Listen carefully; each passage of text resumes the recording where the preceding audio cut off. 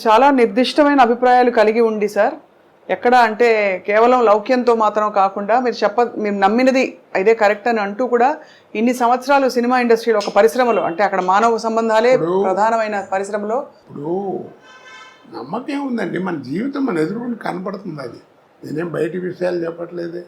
నేను రామాయణం భారతం గురించి చెప్పట్లా. ఒక రోజున ఒక అతను మామూలుగా మాట్లాడుతూ నాతో కొలీగ్ లేవు పనిచేసినవాడు. ఒక రోజు ఏదో మాట్లాడుతూ జీవితం అంటే టెన్షన్గా ఉందన్నాడు. జీవితం అంటూ టెన్షన్ ఎందుకురా, ఫైనాన్స్ ఏమన్నా తెచ్చి అదేం లేదు, టెన్షన్ వస్తాను తక్క, పిల్లలందరూ ఉద్యోగాలు చేసుకున్నారు, నాకేం లేదు, ఏమిటో నాకు తెలియదురా, జీవితం అంటే టెన్షన్గా ఉంటుంది అన్నాడు. జీవితం అంటే ఇంకా టెన్షన్ ఎందుకురా, ఆ పదంలోనే అర్థం ఉంది కదా అన్నాను. అదేమిటి అన్నాడు, రాయి తెలుస్తుంది అన్న. రాశాడు జీవితం అని, చివరికి ఏముందన్న, సున్నా ఉందన్నాడు. అదేరా జీవితం, పిచ్చి ఉంటాను. ప్రతి పదంలోనే అర్థం దాంట్లోనే ఉంటుంది కదా. సున్నా ఉంటుంది చివరికి, అంతే. పెద్దలు పోతే పుణ్యాత్తులు పోతే పూర్ణం అంటారు, నాలంటారు, బౌడు పోతే శూన్యం అంటారు, అంతే తేడా. కాబట్టి దేవుడు ఉన్నాడు లేడు అంటారు. నారా తాతారావు గారిని పేరు విన్నావా ఎప్పుడన్నా? నారా తాతారావు విన్నాను సార్. పద్మభూషణ్ ఇచ్చారు. ఆయన పెద్ద గ్రేట్ ఇంజనీర్. అవును అవును. ఆయన పేరుతో ఇప్పుడు మనకి బెజవాడ వెళ్తుంటే ఇబ్రహీంపట్నం దగ్గర రింగ్ రోడ్ దగ్గర నారా తాతారావు థర్మల్ స్టేషన్ అని ఉంటుంది. అంత పెద్ద గౌరవం ఉన్నవాడు, విద్వత్ ఉన్నాడు. రామారావు టైంలో ఎలక్ట్రిసిటీ బోర్డు చైర్మన్ కూడా చేశాడు. ఆయన ఎందుకు ఇచ్చారు మరి నీకు ఇంత బిరుదాన్ని అడిగామనుకో ఏమంటారు, నేను current create చేశానంటాడు.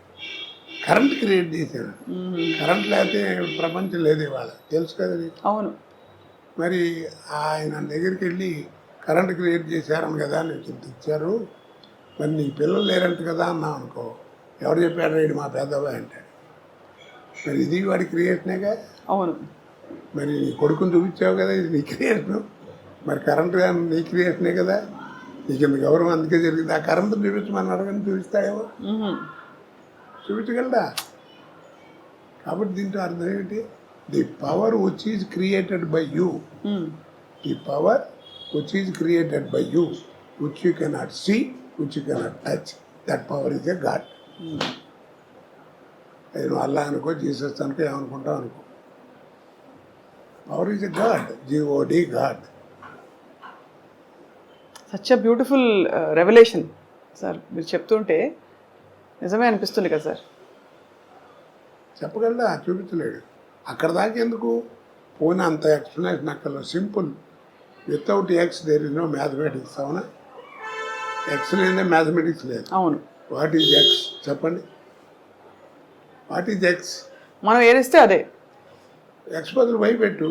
What is Y? నువ్వే క్రియేట్ చేసావు దాని గురించి చెప్పలేవు. The power which is created by you, which you cannot see and touch, that power is a god. వాడే భగవంతుడు. అందుకే రూపాలను ఊహించుకు పెట్టుకోవడం తప్ప మనం ఎవరు చూడలేదు. ఈ డిస్కట్లు ఊరికే 8 నిమిషాలు ఉంటాయి, 7 గడ్డాలు ఉంటాయా, ఇవన్నీ పిచ్చి మాటలు. ఎవరి తత్వం వాడిది, నా నమ్మకం అది.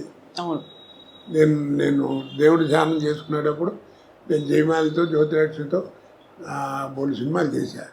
నాకు వాళ్ళ జ్ఞాపకం రాకుండా మనసులోకి, అందుకని ఏదో ఒక విగ్రహం పెట్టుకుని దేవుడు అనుకుని కాన్సన్ట్రేషన్ కోసం పెట్టుకుంటున్నాను. అంతేగాని నాకు నేను చూశాను వాళ్ళతో తిరిగాను కాదు దేవుడితో.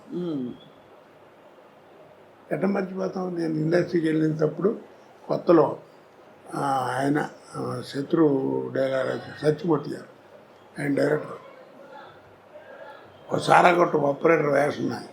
అది ఓపెనింగ్కి డ్యాన్స్ గురించి పాట పెట్టాడు.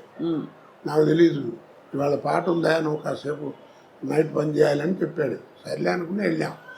వెళ్తే ఏదో మ్యూజిక్ వేసారు, అయిపోయింది. కోట రాని వాళ్ళిద్దరు వస్తారు, డాన్సులు రాగానే ఇట్లా లేవాలి అని అన్నాడు. సరే అని ఇట్లా లేద్దామని రెడీగా రిహార్సల్ చేసి కూర్చున్నాను. తక్కువ డబ్బుడు జ్యోతిలక్ష్మి జయమాలి ఇద్దరు వచ్చారు. ఎదురు వచ్చి నా తోళ్ళ మీద కూర్చున్నారు. నాకు ఎట్ట ఉంటుంది, సినిమాలు ఎడ చూసాను, అంతే కదా. 10 టేకులు తీసుకున్నా. ఏమయ్యా ఏందంటాడు. అప్పుడు జ్యోతిలక్ష్మి గారు అంది, మీరున్నాను నేను చెప్తాను, ఏమండి నీకు ఆశ్చర్యం వేస్తున్నావునా? అవునమ్మా, నాకు అసలు ఆశ్చర్యం మీతో నేను కళ్ళ కూడా అనుకోలేదు అంటే అది అంతేనండి అందరూ అనుకుంటారు. పర్లేదు ఏం పర్లేదు అని కాసేపు సరదా మాట్లాడి అంటే మళ్ళీ టేక్ అయిపోయింది. తర్వాత 10 సినిమాలు చేసిన ఇద్దరం కలిసి. అది వేరు సంగతి చెప్తున్నా. అలాంటి భావాలు ఏం రాకుండా ఏదో పెట్టుకుని ఓ దేవుడు అని చూసుకుని ఒక విగ్రహం పెట్టుకుని ఊహతో పెట్టుకునేది, అంతేగాని దానికి ఇదేం కాదు. అందుకే అంటారు పెద్దలు ఏమని చెప్పాడు, మనసు ఫ్రెష్గా ఉండాలి, అంతేగాని స్నానం చేసేవా లేదా, అది చేసేవా లేదా, ఇవన్నీ కాదు, మనసు ఫ్రెష్. శంకరాచార్యులు వారు చెప్పాడు, మనకి బంధువులు లేరన్నాడు. అర్థమైందా? బంధువులు లేరు. మీ నాన్న నీవు ఇంత పైకి రావడానికి ఎంత కష్టపడి నీకు చేశాడు, వాడు చేసి వెళ్ళిపోతాడు, చేతులు కడుక్కుని వెళ్ళిపోతాడు. నీ పిల్లలు నువ్వు చేస్తావు, నువ్వు వెళ్ళిపోతావు. ఇట్స్ ఏ వ్యాపారం. కాబట్టి మనకి ఇదేం లేస్తాను. మరి ఎవరు బంధువులు ఉన్నారన్నాడు. మరి ఎవరు వాళ్ళు, కానీ వాటికి రూపం లేదన్నాడు. ఆ బంధువులకి ఆకారం లేదు, కానీ బంధువులు ఉన్నారు మనకి. ఎవరు వాళ్ళు? సత్యం మాత. సత్యం అనేది నీ తల్లి, పితా జ్ఞానం, నీ జ్ఞానం అనేది తండ్రి. సత్యం మాత పితా జ్ఞానం. ధర్మో భ్రాత, నీ ధర్మగుణం నీ సోదరు, తోడబుట్టినవాడు. దయాసఖ, నీ దయాగుణం నీ స్నేహితుడు. శాంతి పత్ని, నీ శాంతి గుణం అనేది నీ భార్య. క్షమాపుత్ర, క్షమాగుణం అనేది నీ పుత్రుడు. షడైతే మా బాంధవ, యారేరా నీ బంధువులు అన్నాడు. సత్యం మాత పితా జ్ఞానం ధర్మో భ్రాత దయాసఖ శాంతి పత్ని క్షమాపుత్ర, యారురా నీ బంధువులు. అందుకని గుండె మీద చేసి చెప్పు అంటాం మనం పెద్దవాళ్ళు. రాత్రులు పడుకున్నప్పుడు మంచి బాగుపడాలంటే ఏం చేయక్కర్లేదు, అలా పడుకుని గుండె మీద చేసుకుని ఇవాళ ఈ ఆరుగురితో ఎలా ఉన్నాను నేను అని ఆలోచించుకో, చాలు నువ్వే బాగుపడతావు. ఎలా ఉన్నా, మంచిగా ఉన్నాను చెడ్డగా ఉన్నాను ఏంటో నాకు నీకే తెలుసు. ఇక్కడ నీ క్వశ్చన్ ఆయన చెప్పాడు, సమాధానం కూడా ఆయన చెప్పేశారు. అవును, అది జీవితం. కాచి వడబోస్తారు సార్ జీవితాన్ని మీరు అద్భుతంగా. వ్యక్తిగతంగా అలాగే మీరు అన్ని రసాలు చూశారు. విషాదం చూశారు, సంతోషం చూశారు, విజయం చూశారు. మరి నేను పడ్డ బాధ ఎవరన్నా పడ్డారు? నీకు తెలుసు కదా అన్ని. అవును సార్. మరి నా కీర్తి ప్రదేశంలో అంత గొప్పగా ఇచ్చాడు, బాధలు అలా ఇచ్చాడు. నా అదృష్టం ఏంటంటే ఈ రెండింటిని తట్టుకునే గుండె ఇచ్చాడు.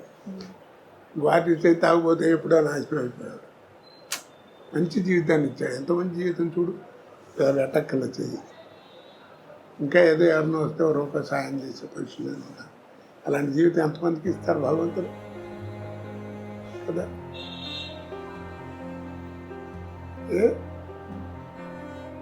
అన్నం పెడుతున్నావు నిజంగానే. అంటే మీరు భగవంతుని స్మరించుకొని అంత రెండింటిని అంత బేరేజు అంటే సమపాళ్లలో చూడగలుగుతున్నారని మీకు నమస్కారం చేశాను. ఏం చేస్తావు? కష్టం వచ్చినప్పుడు అలాగే కష్టం వచ్చినప్పుడు ఏం చేయను, నాకు నిద్ర పడదు. రాత్రి పడుకునేవాడు 3 అయింది అట్ట మంచం మీద కూర్చునే ఉన్నాను, దేవుని తలుచుకుంటూనే ఉంటాను. అందరినీ నాకు జ్ఞాపకం వచ్చింది దేవుళ్ళలో తలుచుకుంటాను. అంటే అది మనం ఏం చేయగలం? ఇప్పుడు ఈ జాతకాలు ఇవన్నీ చూసి చెప్తారు కదా, అవన్నీ మనం ఇవి ఉన్నాయంటే దాని క్వశ్చన్ ఆన్సర్ లేదు. ఉంటాయి, లేకుండా ఎందుకుంటుంది? ఎందుకుండదు? జాతకం అనేది ఇట్స్ ఎ డిక్షనరీ. మనం తెచ్చి చూసుకుంటే నాయన బలాన్ని పీరియడ్ కొంచెం బాగాలేదు జాగ్రత్త అని చెప్తుంది అంతే. అంతేగాని ఈ క్షణం బాగుండదు, ఇది బాగుండదు, ఇది బాగుండదు అని ఎవడు చెప్పలేడు. కాస్త జాగ్రత్తగా ఆ పీరియడ్లో ఉండటం కోసం నీ గైడెన్స్. కానీ అసలు జీవితం అది కాదు. నీ లైఫ్ స్పాన్ ఎవరు చెప్పలేరు. అవును. ఎందుకంటే నువ్వు తల్లి కడుపులోంచి బయటపడి భూమి మీద పడంగానే కేర్ మనం అరుస్తాం కదా, ఏడుస్తాం. అవును. ఇక్కడ కేర్ మనగానే పైన బేరం అనే డేట్ ఫిక్స్డ్. కేర్ మనటం పైన బేరం అనే డేట్ ఫిక్స్డ్. ఇక దాన్ని మార్చేది లేదు. ఇక్కడి నుంచి అక్కడ ఈ ప్రయాణం కావద్దు. నీ ఆర్థిక స్థితిని బట్టి ఫస్ట్ క్లాస్లో వెళ్తావా, సెకండ్ క్లాస్లో వెళ్తావా, జనరల్ కంపార్ట్మెంట్. లైఫ్ మ్యారేజ్ అయితే it is linked with your wife.